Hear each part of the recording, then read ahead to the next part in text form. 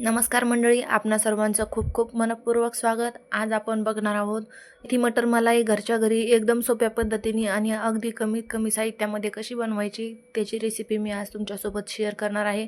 चला तर मग व्हिडिओ शेवटपर्यंत पहा। आपण इथे एक जुडी मेथी, 5 मीडियम साईजचे कांदे, 4 हिरवी मिरची, 1 चमचा तीळ पांढऱ्या रंगाचे, 1 इंच आलं, 1 मोठा चमचा सोललेला लसूण बारीक तुकडे केलेला, 1 वाटी दही, 1 इंच दालचिनी, 4 ते 5 काळे मिरे, 1 मोठा चमचा जिरे, 1 मोठी वाटी हिरवा वाटाणा आणि गरजेनुसार तेल। आता आपण इथे मीडियम साईजचे जे कांदे वापरत आहोत ते व्यवस्थित स्वच्छ करून एका कांद्याचे 4 तुकडे अशा प्रकारे तुकडे करून हिरवी मिरची आणि कांदा दोन्ही तेलामध्ये गोल्डन ब्राऊन कलर येईपर्यंत फ्राय करायचे आहेत आणि नंतर 1 ते 2 मिनिटांनी थंड झाल्यानंतर पेस्ट बनवून घ्यायची। त्यानंतर हिरवा वाटाणा जो आपण इथे वापरत आहोत तो तेलामध्ये 1 ते 2 मिनिटांसाठी फ्राय करून घ्यायचा आहे आणि जे पांढरे तीळ आपण वापरत आहोत ते आणि 1 इंच आलं ते देखील स्वच्छ करून तेलामध्ये थोडंसं फ्राय करून घ्यायचं आहे। आता यानंतर आपण कढईमध्ये 2 ते 3 चमचे तेल घालून त्यामध्ये जिरं, दालचिनी, मिरे आणि लसूण हे देखील फ्राय करून घ्यायचं आहे। त्यानंतर मेथीची भाजी स्वच्छ धुवून पाणी निथळून अशी बारीक व्यवस्थित चिरून घ्यायची आहे। मेथीची भाजी ज्यावेळेस आपण फोडणीत घालणार आहोत त्या अगोदर नुकतीच चिरून लगेच मेथीची भाजी तेलामध्ये फ्राय करायला टाकायची आहे, जेणेकरून मेथीची भाजीला कडसरपणा येत नाही किंवा भाजीची टेस्ट अशी कडवट होत नाही। अशा पद्धतीने भाजी छान बारीक प्रमाणात चिरून घालायची आहे आणि फ्राय करून घ्यायची आहे तेलामध्ये। त्यामध्ये चवीनुसार किंवा मी इथे अर्धा टेबलस्पून मीठ वापरलेलं आहे पूर्ण भाजीसाठी। अशा पद्धतीने मिठामध्ये देखील भाजी फ्राय करून घ्यायची आहे। त्यानंतर आपण इथे कांदा, तीळ आणि आलं यांची जी पेस्ट बनवून घेतलेली आहे ती देखील यामध्ये घालायची आहे आणि छान फ्राय करून घ्यायची आहे। आता आपल्याला इथे काही सुके मसाले देखील लागणार आहे।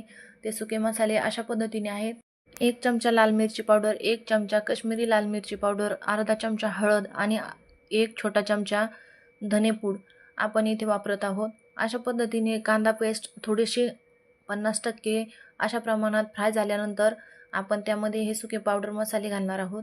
अशा पद्धतीने व्यवस्थित फ्राय करून घ्यायचे आहे आणि त्यानंतर पावडर मसाले मिक्स करून देखील व्यवस्थित फ्राय करून घ्यायचे आहे, जेणेकरून लाल मिरची पावडर आणि धनेपूड जे आहे ते व्यवस्थित फ्राय होईल आणि त्याचा कुठेही कच्चा वास येणार नाही। आपण इथपर्यंत भाजीमध्ये कुठल्याही प्रकारचं पाणी वापरलेलं नाही आहे। अशा पद्धतीने भाजी फक्त मसाल्यामध्ये आणि तेलामध्येच फ्राय होत आहे। अशा पद्धतीने भाजी फ्राय करून घ्यायची आहे आणि छान फिरवत राहायचं आहे, जेणेकरून भाजी खाली लागणार नाही। अशा पद्धतीने आपली भाजी आणि मसाला तेल सोडायला लागला की त्यानंतर आपण इथे फ्राय केलेले वाटाणे देखील यामध्ये घालणार आहोत।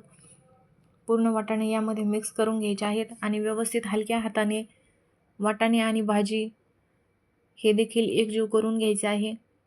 वाटाणे फ्राय व्हायला तसा फारसा वेळ लागत नाही परंतु मसाल्यामध्ये फ्राय झाल्यानंतर त्याची एक वेगळी टेस्ट असते, त्यामुळे व्यवस्थित मटार देखील यामध्ये मिक्स करून घ्यायचे आहेत आणि हलक्या हाताने फिरवून घ्यायचे आहेत, जेणेकरून आपले वाटाणे जे आहेत ते क्रश होणार नाहीत त्यामध्ये। अशा पद्धतीने तेल सुटेपर्यंत व्यवस्थित ग्रेव्ही फ्राय करून घ्यायची आहे। आता यामध्ये आपण जे दही वापरत आहोत त्यामध्ये 2 ते 3 चमचे दही यामध्ये ॲड करायचं आहे आणि व्यवस्थित मिक्स करून घ्यायचं आहे।